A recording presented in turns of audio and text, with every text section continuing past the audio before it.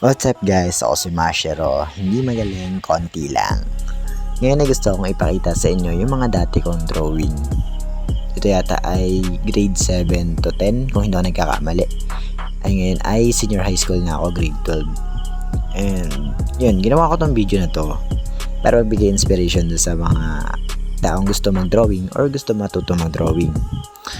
Kasi iniisip agad ng iba na sa unang attempt nila ay gaganda agad yung drawing nila. Kaya naman pag let's say pumangit or hindi maganda yung kinalabasan, ay disappoint sila dun sa gawa nila at mag-excuse sila ng talent kasi ang pag-drawing eh, ganon. So yun, nakawala sila ng pag-asa sa pag-drawing. So para sa akin naman, hindi naman mahalaga kung talent or skill yung pag-drawing. Kasi ako naman, hindi naman ako nagsimula talaga ng magaling. O hindi ko naman sinasabing magaling na ako ngayon. Ang gusto ko lang sabihin ay hindi rin naman ako maalam mag-drawing dati. Ngayon, medyo marunong na ako. Kasi nagsimula din ako dun sa, alam niyo ba yung stickman, tapos merong espada, or di kaya baril na kapit. Ganon kami ng elementary.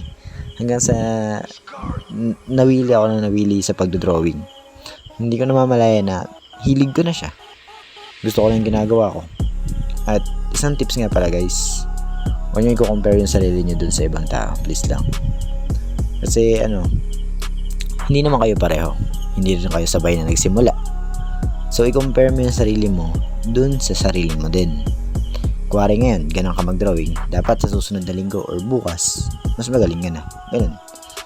Ganun yung ginagawa ko. Kasi kung i-compare mo yung sarili mo dun sa iba na mas magaling na sa'yo, let's say, mas magaling na sa'yo kasi matagal na nag-drawing, mawala ka talaga ng pag-asa. Ganun.